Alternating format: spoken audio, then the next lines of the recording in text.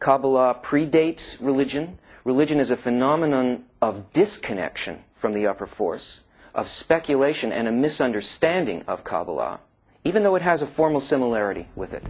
Because the Kabbalists created halacha, they created the books that we study and consider to be holy books, and our traditions and so on come from them, but the purpose, the meaning of them, what the books are actually written for and what they speak about, we are not very well in touch with these things. So the relationship with Judaism is like Kabbalah and amnesia.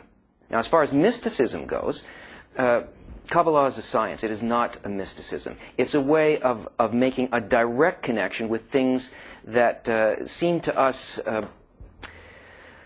magical and unfathomable only because we, in our current state of awareness, don't understand how they work. And it's the same as if you brought a lighter to some tribe that lived on a desert island that had never seen any technology at all. You would be the god of fire, some mystical creature that can produce fire out of your hand. I mean, it's simply a matter of what is hidden and what is revealed.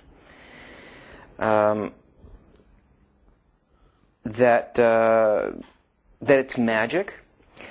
Well, magic implies the using of hidden upper forces in order to manipulate people to get what you want and to cause certain outcomes for your benefit or against other people and so on.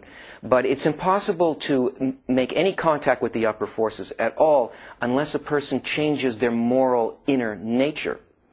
The attainment within Kabbalah is a matter of inner transformation, and it is impossible to be in contact with the forces without that. So this simply has nothing to do with anything except somebody's vivid imagination.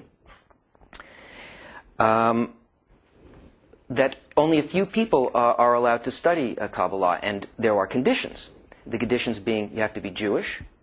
This is not so, because the Kabbalists all along taught people who were not Jewish by birth. Some of the greatest Kabbalists, in fact, were Gentiles, people of other nations. Onkelos, Rabbi Akiva. The list goes on, and all Kabbalists took students who were worthy students, but not based on some kind of physical attribute, but on an inner attribute that is called Yehud or Yehud. And we'll explain that later.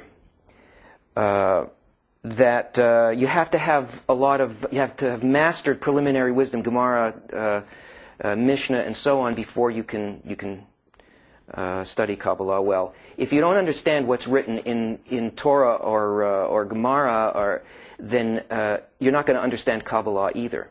So it's not that you need these preliminary wisdoms, it's that if you cannot find spirituality in these preliminary wisdoms, you must move to books that talk directly about spirituality in a way that they can't be mistaken for things of this world, like the language in which the Torah is written, or the language of stories, Agada, and so on.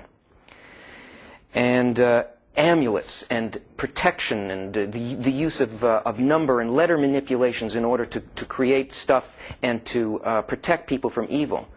Well, this is the complete and total opposite of what Kabbalah deals with. In fact, it's completely forbidden. It's considered idolatry that one should use the upper forces for some selfish personal reason here. And besides that, there is nothing to be protected from.